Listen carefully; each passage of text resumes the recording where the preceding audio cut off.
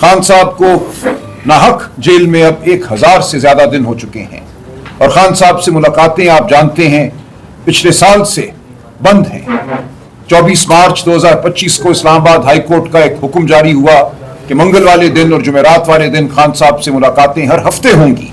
उसके लिए लिस्ट दी जाएगी, वकला की, खानदान मिलेगा, रफका मिलेंगे। लेकिन एक हफ्ता ऐसा नहीं है जिसमें उस हुक्मनामे पर अमल हुआ हो।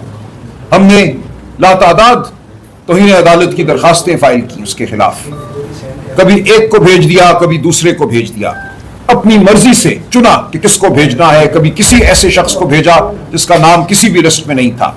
हमने इसके खिलाफ एहतजाज किया और इस्लामाबाद हाई कोर्ट से इस्तदा की कि अपने हुक्म की साख बहाल कराए, अपने हुक्म पर अमल दरामद करवाए।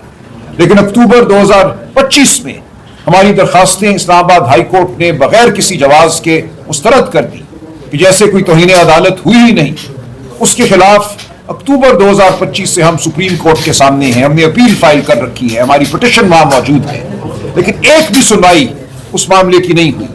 तमाम अदालतें इमरान खान तक रसाई, इमरान खान का जो बुनियादी हक है कि उसको कैद तन्हाई में ना रखा जाए, उस हवाले से बात करने से गुरेज कर रही हैं। लेकिन हम खामोश नहीं होंगे। हम हर रोज ये बात करेंगे, हर रोज हम सुप्रीम कोर्ट को याद दिलाएंगे कि उसका यह फर्ज है कि एक शहरी, एक इंसान, एक साबिक वजीर आजम, एक भाई जेल में बंद है, उसको कैद तन्हाई में डाल दिया गया है, जो इज़हार आसानी है। दुनिया के हर कानून के मुताबिक, दुनिया की हर कन्वेंशन के मुताबिक इसको टॉर्चर का नाम दिया जाता है। 8 अप्रैल को जब सलमान सफदर साहब मिले खान साहब से अदालत के हुक्म के तहत बतौर वकील, तो खान साहब ने उनको बताया कि उनकी आंख में कोई फाका नहीं हुआ।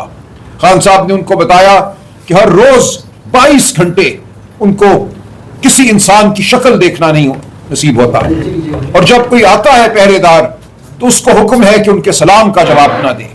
और यही हालत बुशरा बीबी की है। उनको भी आंख का शदीद अर्जा लाहक है, उनको मुतअद्दिद बार अस्पताल लेकर गए हैं।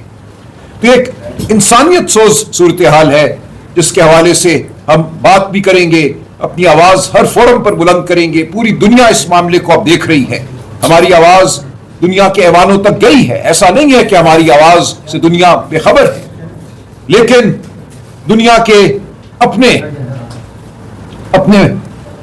अपनी प्रायोरिटीज हैं, वो अपनी चीजों को देखती है। दुनिया में क्या आज इंसाफ, कानून, इंसानी हुकूक का राज है या जबर का राज है?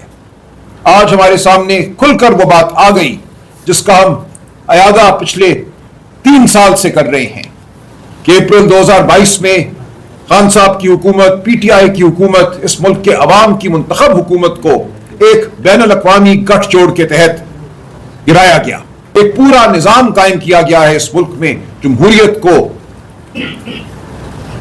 पाबंद सलासिल करने के हवाले से, और ये बहुत सालों का निजाम है। अप्रैल 2022 में यही हुआ, कहीं कहीं से इशारा आया, कहीं से हुक्म हुआ और उसकी बजा आवरी हुई और इस मुल्क में जमहूरियत को खत्म किया गया, एक मसनूई हुकूमत को मुसल्लत किया गया।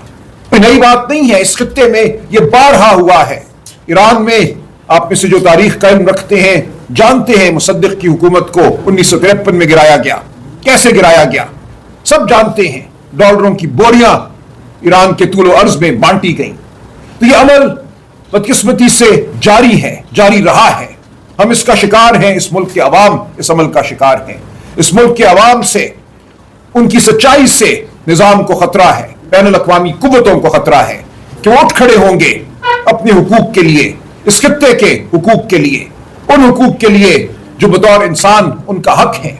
तो यहां हमेशा कोशिश की जाती है कि अवाम को दबाया जाए, उनकी आवाज को दबाया जाए। यही कुछ अप्रैल 2022 में हुआ। हुकूमत अगर इनकार कर सकती है तो इनकार करे ड्रॉप साइट पे शाया होने वाले साइफर का, कहे कि ये नहीं है, लेकिन इनकी मजाल नहीं कि ये सच को फिर झूठ कहें। इनका झूठ बहुत हो चुका। अब ये अपने झूठ से इतना खाइफ हैं कि ये चाहते हैं कि इस मुल्क में नौजवानों से वोट छीन लिया जाए। बात की जा रही है कि वोट की उम्र जो है 18 से बढ़ाकर 25 कर दी जाए। ऐसा नहीं होने देंगे पाकिस्तान के नौजवान। पाकिस्तान के नौजवान शऊर रखते हैं। तमाम दुनिया में वोट की उम्र को कम किया जा रहा है, बढ़ाया नहीं जा रहा। दुनिया के तमाम ममालिक तकरीबन 1-2 को छोड़कर वोटिंग की उम्र 18 साल मुकर्रर कर चुके हैं। اور اب یہ کہا جا رہا ہے کہ ووٹنگ کی عمر 16 سال ہونی چاہیے، 17 سال ہونی چاہیے، کیونکہ نوجوانوں میں شعور بڑھ چکا ہے، نوجوان اپنا اچھا برا جانتے ہیں۔ تو یہ کہنا کہ اس ملک کی 30% آبادی سے ووٹ چھین لیا جائے گا کسی صورت برداشت نہیں ہوگا، ہم برداشت نہیں کریں گے، پاکستان کے نوجوان برداشت نہیں کریں گے۔ تو آج ہم کھڑے ہیں، جھوٹ، فریب، دھونس کی الغار ہے، بچوں کو اٹھایا جا رہا ہے، مارا پیٹا جا رہا ہے، جھوٹے مقدمے بنائے جا رہے ہیں، وہ اڈیالہ کے باہر ہو یا کہیں اور ہو، جہاں چند لوگ اپنے حقوق کے لیے آواز بلند کرتے ہیں، نکلتے ہیں، اس دھرتی پر چلتے ہیں جو ایک آزاد دھرتی ہے۔ ہمیں بتایا گیا تھا کہ 1947 میں ہم آزاد ہو گئے، اس آزاد دھرتی پہ چلنا آج ایک جرم ہے۔ ہر ہفتے ہمارے 20 نوجوانوں کو مارا پیٹا جاتا ہے، گرفتار کیا جاتا ہے، غائب کر دیا جاتا ہے۔ آج صبح سے میں اپنے وکلاء دوستوں کے ساتھ گفتگو میں مشغول ہوں، پوچھ رہا ہوں مختلف اپنے دوستوں کے حوالے سے جن کو اٹھایا گیا، کسی کو 1 ہفتہ پہلے، کسی کو 2 ہفتے پہلے، کسی کو 40 دن پہلے، جو گم ہیں، جن کے بارے میں ہمیں اطلاعات نہیں ہیں، کہیں کسی کو پیش کیا جاتا ہے، اس کا ریمانڈ مانگا جاتا ہے، اس کو پھر غائب کر دیا جاتا ہے۔ تو ایک یہ جبر کا عمل ہے جو جاری ہے، جس کے خلاف پاکستان تحریک انصاف مستعد ہے، کھڑی ہے۔ ہم ہر سطح پہ اس کے خلاف سینہ سپر ہے اور یہ رہے گا عمل جاری۔ اور آپ دیکھیں گے پاکستان کی عوام اپنے فیصلے خود کرے گی، جب عدالتیں بند نظر آئیں گی، جب پارلیمان پہ ڈاکہ ہوگا، جب بین الاقوامی سازشیں ہوں گی، تو پاکستان کے لوگ، آپ، میں، ہم سب اپنا فیصلہ کریں گے۔ عدالتیں بند رہی، پارلیمان اسی طرح قید رہی، تو پھر یہ فیصلے آپ کو اور مجھے سڑکوں پہ ہی کرنا ہوں گے۔